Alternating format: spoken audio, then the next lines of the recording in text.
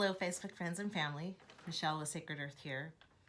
So today I want to share with you some teachings about life purpose. So the last video that I did on the total lunar eclipse, I talked about life purpose. And so I thought I would dive a little bit deeper into this topic because I feel that we are in a time right now where people are being called to dive a little bit deeper, not a lot, little, but a lot deeper into their life purpose. So I want to talk to you a little bit about what that is about. So when we think of life purpose, a lot of times we think of what job am I here to do? You know, and it's really a lot more than just the job you do. As I mentioned in the last video, life purpose is really more about what you are emanating, what you are here to do, but it can express many different ways. So you can be serving your life purpose by doing many different jobs that allow you to come in contact with people that's going to allow you to do this purpose. So today I want to give you a few examples of what that can look like. In astrology, you can really get a sense of a person's life purpose by looking at their chart. What I do when I look at a chart is I try to look at like how all the aspects come together and to try to see a theme that emerges out of it. And a lot of times I can come up with this sort of archetypal theme or feeling that I've seen in a person's chart. So, you know, it could be like, you know, spiritual superwoman or, you know, or healer or whatever. But what does a healer do? Well, a healer is it can express so many different ways. You know, you can heal through art, you can heal through teaching, you can heal through being of service, you know, doing the jobs that nobody really wants to do. You know, I'm thinking of like more mundane jobs, like, you know, a garbage collector or you know, somebody who has to clean houses or something like that. You know, those jobs are all very important and very necessary, and they can bring us a lot of peace. You know, in the past years ago, I've had someone come clean my house, and I just, that brings me a lot of peace and it brings me a lot of well-being. Yes, I have a lot of Virgo energy, so I can appreciate a really clean, organized, tidy environment. So everybody has a specific purpose, and the way that expresses in the world looks different depending on the person and what choices they make in life. Can we get diverted from our purpose? I think we can.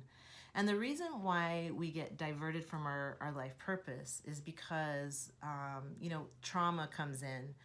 And when trauma comes in, we can make decisions that are out of alignment with our soul, what the soul needs or what the soul wants. And the reason we do this is so that we can survive, so that we can, you know, feel safe in the world. So what we end up doing is we start conforming, and we start conforming to what consensus society says, the mob psychology, we could call it, or we could look at it as like consensus reality. And so when I say consensus reality, we are all agreeing on, you know, what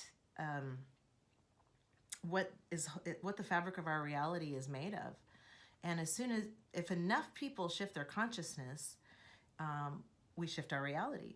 So, you know, you can look back over time, and maybe people who are older can look back over time and go, wow, look at how much the world has changed. Look at how different it is. And that is because we collectively are evolving our consciousness and changing. But that's another story. So today I want to share with you some tools or some ways that you can look at your life purpose, or a way that I want to offer perspective, a way that you can see your life purpose from a little bit of a different lens than maybe you have in the past. So first of all, you know, I talked about astrology, that's one way to look at the chart and see how all the aspects add up and see a theme emerging.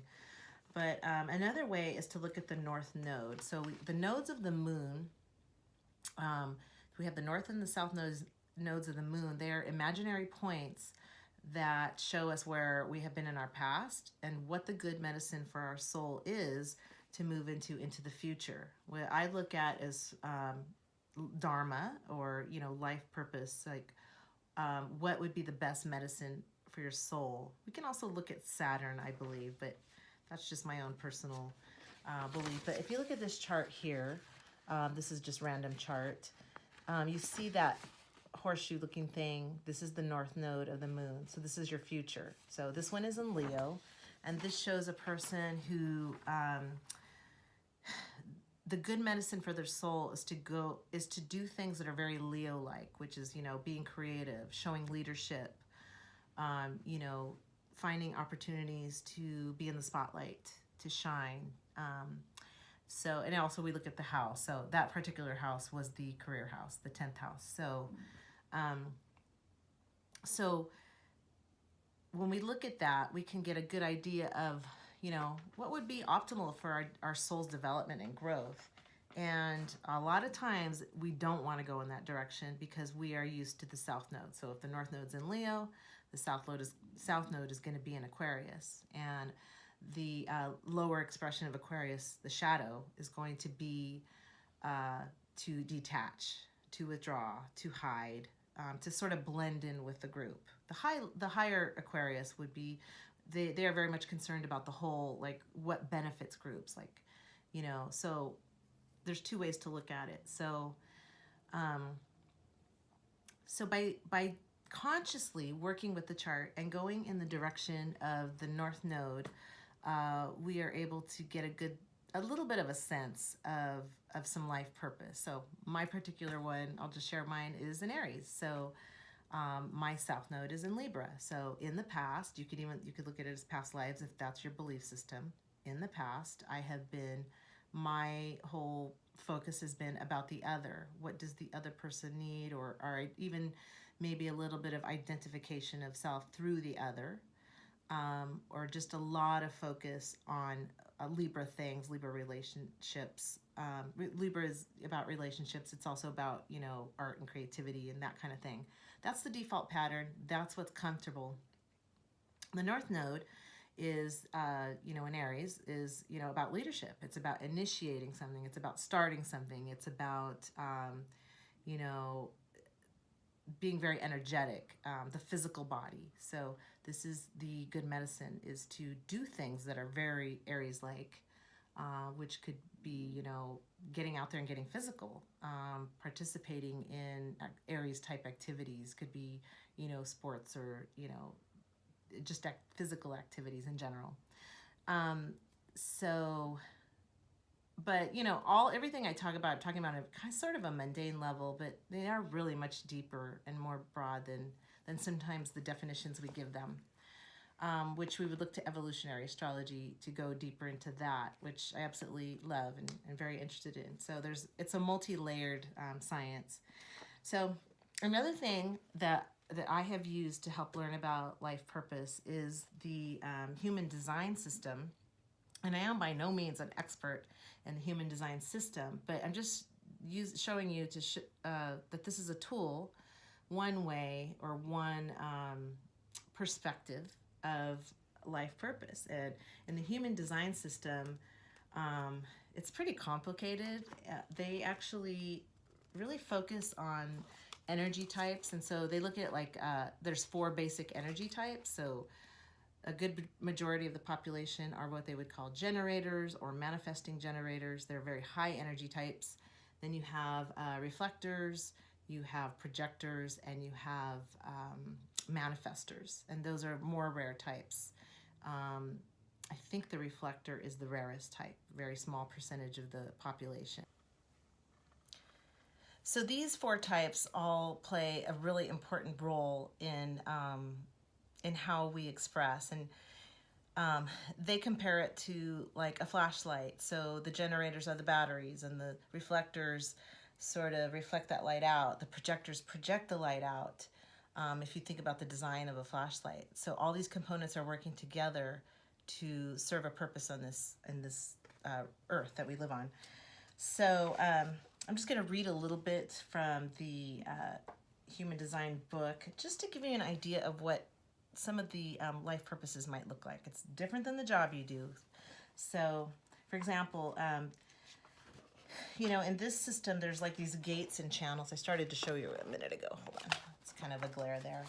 So there's these gates and channels, and you see that this is like the human body. You can see that there's like a body there. This is called your body graph. And there's like all these channels that are either red or black, and there's these energy centers. And they use a 9 chakra system. So depending on what gates and channels you have activated, this is all based on planets, like astrological positions, and it's based on the I Ching, which is a Chinese text that it shows a person's, you know, life purpose based on their codons, based on their DNA. It gets pretty complicated, but so I'm just going to read an example from it. So gate 25. So a person who has gate 25 in their design, this is the gate of innocence. So the right angle cross of the vessel of love. People whose sense of higher cosmic, transpersonal, and universal love provide balance to humanity's direction or drive to survive and replicate the species. Okay? Another one would be the juxtaposition of the cross of innocence, which would be people who are focused on enjoying life and can convince you to feel good about the nature of yours, the pursuit of happiness. We have the left angle cross of healing, people focused on maintaining the joy, the quality of life through the love of being alive and a healthy body, who have special sensitivity to those struggling with disease. They are here to heal or to be healed through medicine. So, and medicine is in quotation marks, because what is medicine? It can be just about anything. Then we have, that's the gate of innocence, gate 25. Here's another one. This is all random. So gate 17, following the right angle cross of service. People with a logical understanding of what it means to be human, moved by the dissatisfaction to focus on correcting, reorganizing, and serving humanity. Juxtaposition of the cross of opinions. People who provoke you to expose or examine your spirit or your purpose, whose wealth of opinions are easily shared but not easily argued with. And then the left angle cross of upheaval. Great button pushers. I like that. They're the button pushers. Always sticking their finger into the pie to disturb the status quo in preparation for corrections needed to redirect humanity or individuals in healthy directions. So you can see that even people who seem to disrupt the status quo, who seem to be, you know, quite upsetting sometimes or annoying, that's kind of how they're designed. They're here to bring change, because if we didn't have those, you know, disruptions, you know, everything would just become, you know, kind of this finely tuned thing. And part of me is like, oh, that sounds really nice, you know. But the truth is that even the so-called troublemakers of our society are here to bring about great change. So something to keep in mind. When you see it, when you look at life this way, you can see that you can have a lot of compassion for people, and you can, you know, see why they're here. Now, you know, like I said, we get diverted from life path, and some people can go way down the wrong path and, you know, cause a whole lot of trouble. So I'm not saying that every path is perfect, and, you know, at the end of the day, we all have to reintegrate shadow and become, you know, sort of masters of this reality. And what that looks like for each person is different. So here's another one I want to share with you. Hold on one second. Okay, this is the Gene Keys. Now, Gene Keys is very similar to the Human Design System, except this one focuses on genetic keys, the same type of codon DNA thing that I was talking about, and the planetary influences. Except this one focuses, it's not so complicated as that, and it focuses on the art of contemplation. So in the art of contemplation, we can overcome shadow, tap into our gifts, and then ultimately activate our siddhis. And siddhis is kind of a yoga term for, you know, our gifts. It's our talents, it's our higher level abilities. You could look at it like that. It's kind of struggling for the word. But so I'm just going to read one from there. So in this gene key is the 6th gene key. There's 64 codons. And this is the shadow of this one is conflict. Okay, so we always look at the shadow in order to integrate it, and that's what's going to ultimately activate the gift and the siddhi. So for conflict, that's the shadow. The gift is diplomacy, and the siddhi is peace. So we all want to be at that place of peace, but you could see why sometimes we struggle to get to the place of peace or to activate those gifts, because we haven't done the shadow work. You know, when we start contemplating the shadow, which in this case it's conflict, you might be, if you're a person with this gene key, you might be like, if you're contemplating, you'll say, you know, what is this conflict about? Why do I experience this conflict in my life? And once you start really diving deep into that, and I'm not saying this is magic and it happens overnight, it's a process. You know, healing is a process. It doesn't happen overnight. Then you can start to see the gifts that you have, and once you start seeing the gifts, then you can activate those siddhis. You know, a siddhi could be like a really long lifespan, or, you know, there's so many different things that I'm not going to get into right now. But so let's look at, I'm just going to flip to another one. Let's see. Let's look at the 14th gene key. The shadow is compromise. The gift is competence, and the siddhi is bounteousness.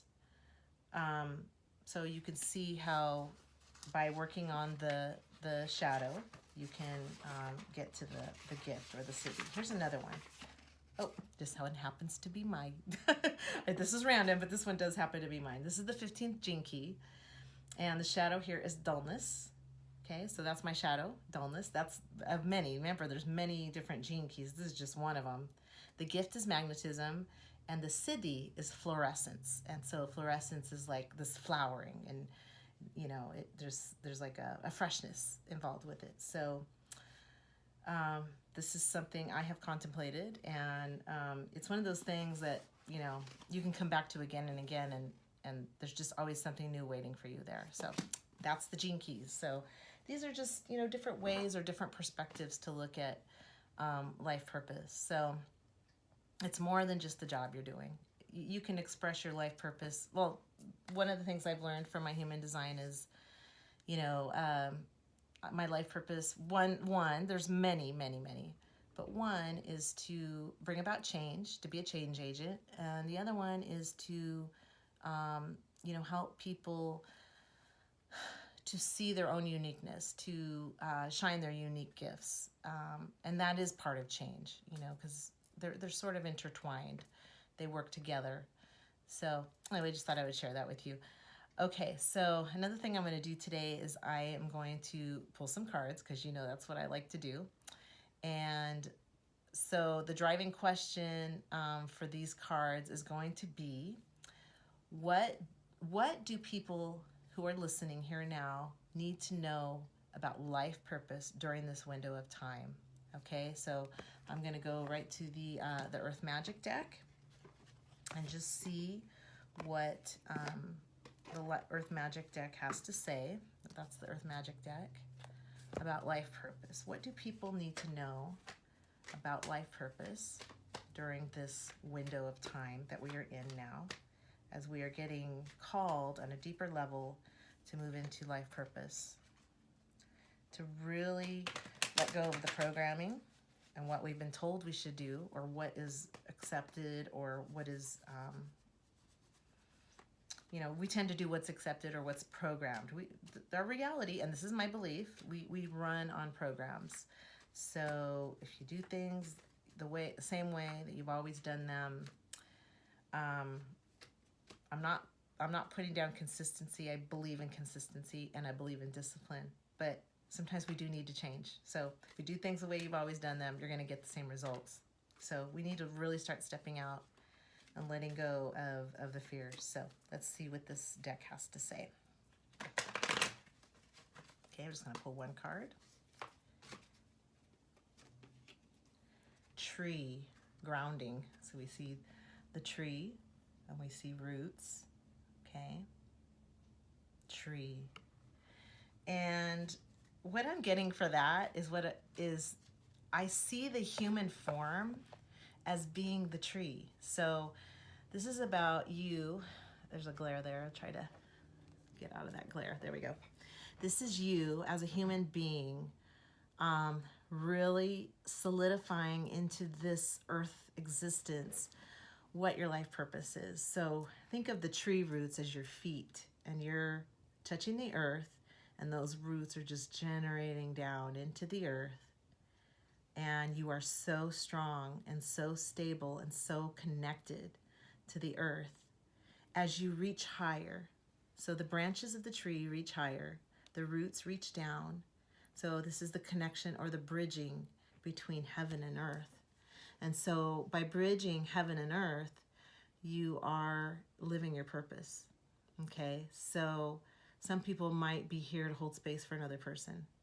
Some people might be here to experience joy. And some people are here just to be light, just to anchor light into this planet.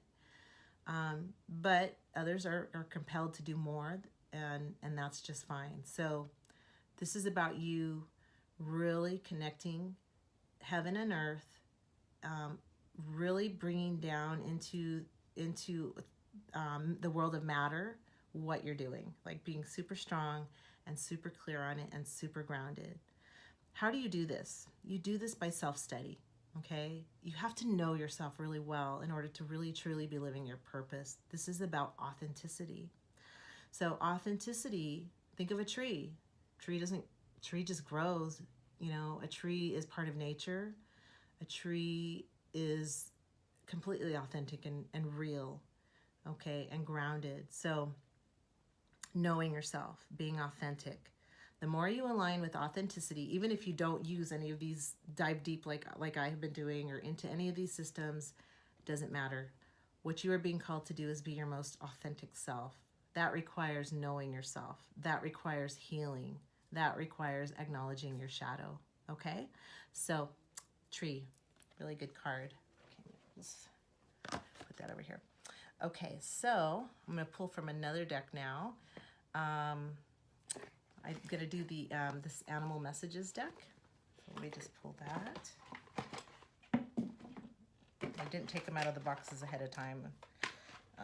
Usually I do that, but okay, so, okay, what do the animals have to say about life purpose? What do people need to know at this window of time about life purpose? What is the most important thing for people to take away from this?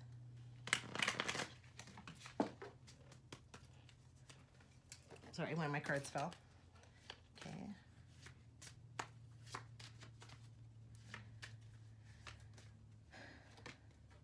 Oh, scarab beetle. I like this. I'm gonna have to put, sorry guys, I'm gonna have to put my glasses on for this one because it's small. What is unregarded or disregarded holds a secret, a seed of creation. How perfect is that for life purpose? Because so often we do not acknowledge what we have inside of us, that, you know, there's something hidden within you. And you see the scarab beetle, that little ball of poop. Yeah, it's a little piece of dung ball. There's something in there. And, you know, on the outside, it looks like it's not much, right? It looks like something that we would disregard as fertilizer. But inside, there is something, a pearl, a seed of creation, and something that is waiting to emanate from you. That's the gift I was talking about. That is the siddhi. So, but first you have to acknowledge the shadow. You have to acknowledge the darkness within, and take a look at it, contemplate it, because your greatest challenge can be your greatest gift. So whatever it is that you are, you know, struggling with, on an emotional level or a spiritual level or whatever mental level, take a good look at that, because that is what you are here to do.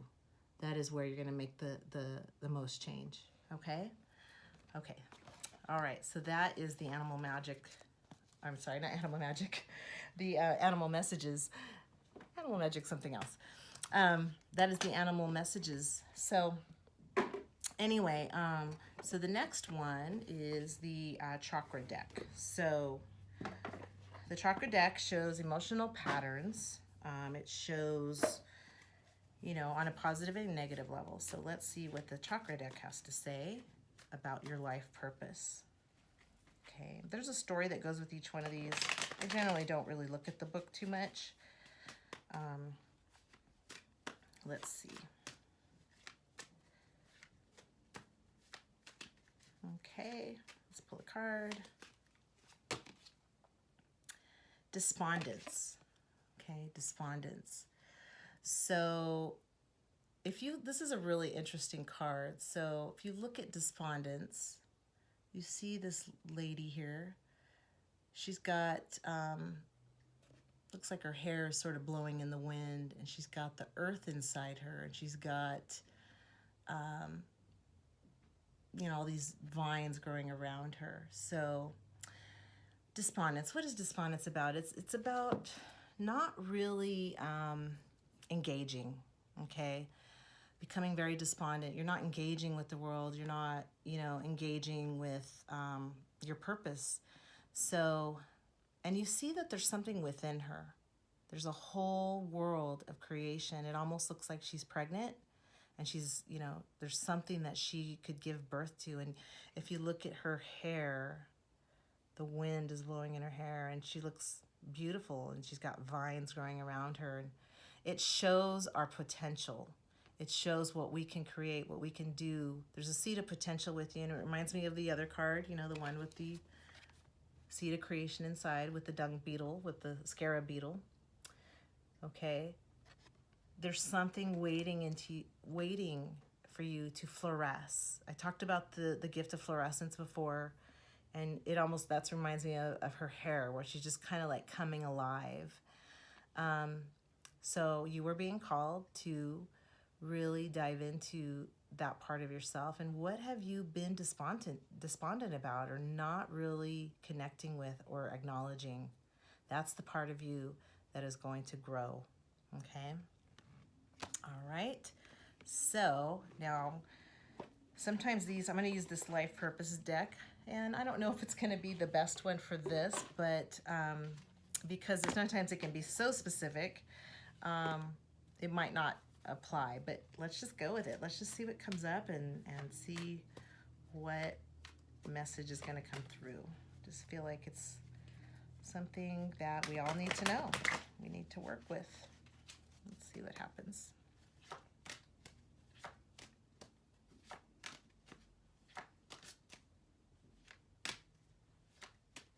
Okay. Let go. So the card is let go. Walk away from the situation in order to resolve it. Okay. So what is keeping us from living our life purpose? A lot. So this card is speaking to the fact that in order for you to move forward with the idea of living your life purpose, that there's something you need to let go of. There's something that's been holding you back. And it's the same thing, if you look at the last video I did, that I talked about was letting go of the ego. You know, letting go of the fear. This is about letting go of the fears that are holding you back. Because so often we worry about, you know, what people might think of us. So what if you, I use this extreme example all the time, but what if you wanted to be a dancer, right? And you're like, this isn't practical. And you're listening to all the messages that you've been hearing since you were very young. You know, you should do something more practical. You should, you know, how are you going to make money, you know? But you love to dance. That's what you want to do. And so you listen to the people around you and you become a banker. Very different, two very different things. Not saying you couldn't be a great banker, and not saying that being a banker you wouldn't be dancing through life as a banker. I suppose you could. You could make banking look effortless, being really silly and really extreme, but you see what I'm saying. So, the point being is there's something that you need to let go of, and now is the time for you to step forward into your divine purpose, okay? So I'm just going to pick one more card, and it's going to come from this Keepers of the Light deck. And let's see what the Keepers of the Light have to say. Okay, shuffle this up. What do the Keepers of the Light have to say about life purpose? What do people need to know and understand about life purpose? Okay.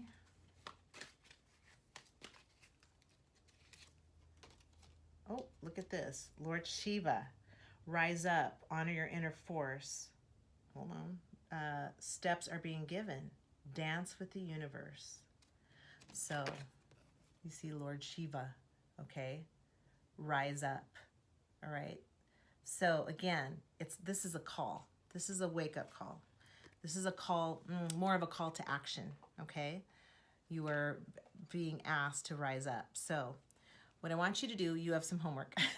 What I want you to do is think about, or journal, or write the question out. What is my life purpose? What is the best expression for me in this lifetime? What am I emanating? And just start journaling. Just start writing and see what comes to mind, because you are being called to go into your purpose in a deeper way. And this is going to require you to rise up, to have the courage. Okay? So, let's get the cards here. Put them in kind of in order. Okay, so I don't know if, oh, tree. So yes, you want to ground into this reality, your purpose. You want to anchor yourself into this earth and be a bridge between heaven and earth.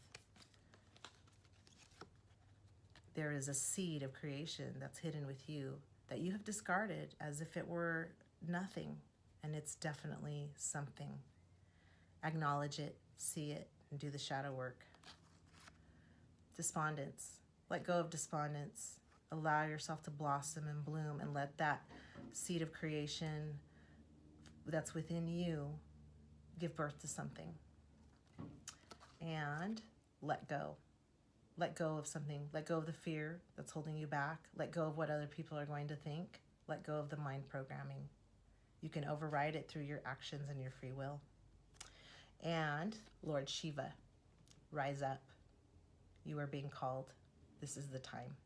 You are being called to action. All right. Well, that's it, friends. And I hope that was informative for you and helpful. And, you know, if you have questions, feel free to message me. You know, I'd love to chat about it. So thank you. Namaste.